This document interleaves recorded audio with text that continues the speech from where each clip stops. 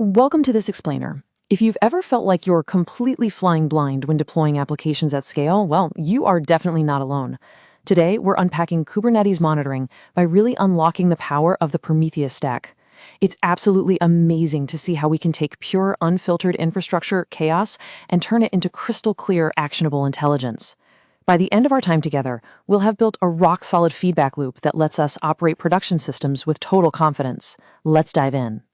Okay, so here's our roadmap for today. We'll start by looking at the Kubernetes Observability Challenge, meet the core Prometheus stack, trace the exact journey of a single metric, explore dashboards and alerts, and then we'll wrap up with some crucial best practices for reliability. So, Section 1, the Kubernetes Observability Challenge. Because Kubernetes is just so incredibly dynamic, we've got pods constantly scaling up to meet demand, dying off, and replacing themselves completely automatically. Traditional monitoring just completely breaks down. You can't just ping a static server anymore to see if your app is alive. And that leaves us facing some really high-pressure questions during an incident. Is the cluster actually healthy? Are pods restarting in an endless loop?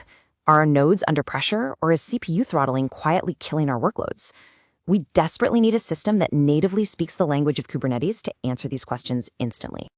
Which brings us right to Section 2, meet the core stack. What's really interesting here is how cleanly this setup splits core responsibilities across our cluster. It's a remarkably elegant team of specialists.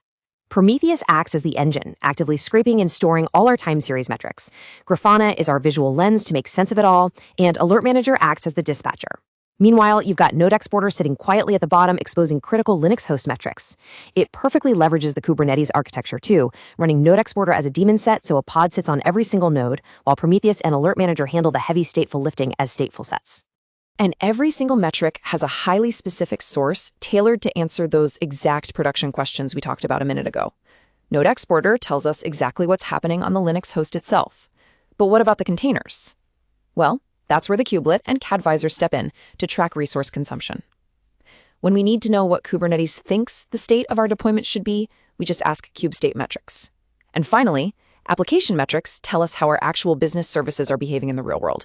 The way everything interlocks is just beautiful. All right, Section 3, the journey of a metric. Now, unlike older systems where apps would just angrily push data at a centralized server until it eventually fell over, Prometheus uses a really clever pull-based model. First, it dynamically discovers the target endpoint in that ever-changing Kubernetes landscape. Second, it reaches out over HTTP to scrape the data, usually pulling from a /metrics path. Third, it parses those return samples. And finally, it stores them securely as a time series. It's a highly efficient, streamlined lifecycle.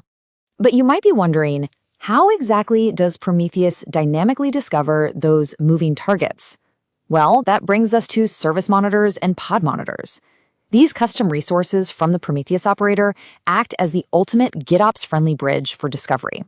Instead of manually updating some giant, fragile configuration file every time a new app deploys, you just deploy a service monitor right alongside your app. It tells the monitoring stack exactly where and how to scrape your metrics using standard Kubernetes label selectors. It's an incredibly elegant configuration as code solution. Okay, so once the data is safely stored, we need to actually extract meaning from it. Enter PromQL. This is the immensely powerful query language used by Prometheus. PromQL is the magic that allows you to aggregate and analyze all those stored time series metrics.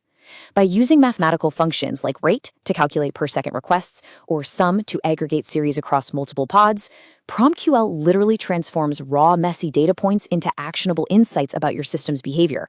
But a quick warning here, labeling requires a lot of caution, and high cardinality labels are a massive trap. Just imagine tagging a metric with a totally unique user or request ID, because Prometheus treats every single unique combination of labels as a brand new time series. Tracking millions of unique users will instantly blow up your memory and crash your entire monitoring stack right when you need it most. No way you want that. The much safer approach is using bounded labels, things with a strictly limited set of options, like an HTTP route, a method, or a status code. Always, always bound your labels. Moving right along to Section 4, dashboards and actionable alerts. A truly great Grafana dashboard isn't just a random collection of pretty charts. It absolutely must be deliberately designed around operational decisions. You want a logical flow that allows for rapid drill down during a stressful incident. You start at the very top with an executive overview showing high-level cluster health and any active critical alerts. From there, you drop down a layer to the platform view to check node and network pressure, then down to the workload view for deployment health and pod restarts, and finally the service view to track request rates and latency percentiles. It perfectly guides your investigation from the broad symptom all the way down to the specific root cause.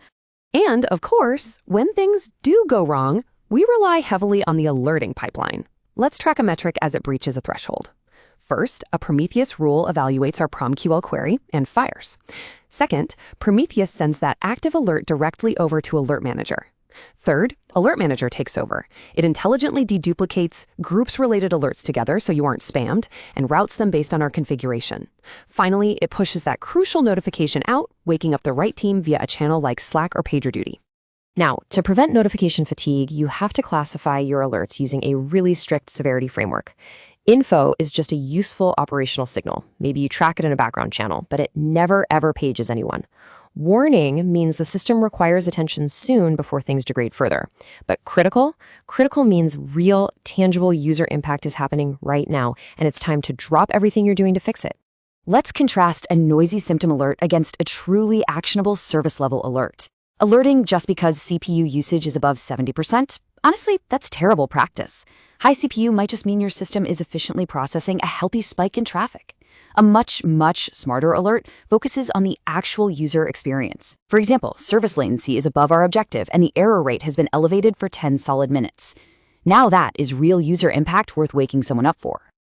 Which brings us to this absolutely golden operational philosophy. Listen closely to this. If an alert wakes someone up, it must be actionable.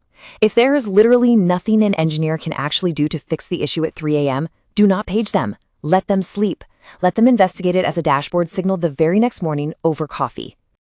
And finally, Section 5, Best Practices for Reliability. Let's quickly run through some absolutely critical performance considerations, because a poorly configured monitoring stack will rapidly consume your cluster's resources. Stick to 15 to 60-second scrape intervals for most workloads. Scraping every single second just generates a massive unnecessary storage burden. As we discussed earlier, avoid unbounded labels at all costs. For incredibly complex PromQL dashboards, use recording rules to smoothly pre-calculate expensive queries in the background, and carefully separate your high-volume metrics from your vital, business-critical ones. Security is equally paramount here. Monitoring data often exposes highly sensitive operational information. You need to lock down your monitoring data by restricting access to Grafana, utilizing strict Kubernetes role-based access control, and ensuring internal metric endpoints are never, ever exposed publicly.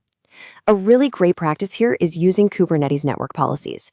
You should strictly configure your cluster network so that metrics can only be scraped by the dedicated monitoring namespace, effectively blocking any unauthorized pods from accessing your data. And here is a surprisingly common mistake, completely ignoring Prometheus's own resource usage. Monitoring the monitoring stack itself is your ultimate safeguard against blind spots.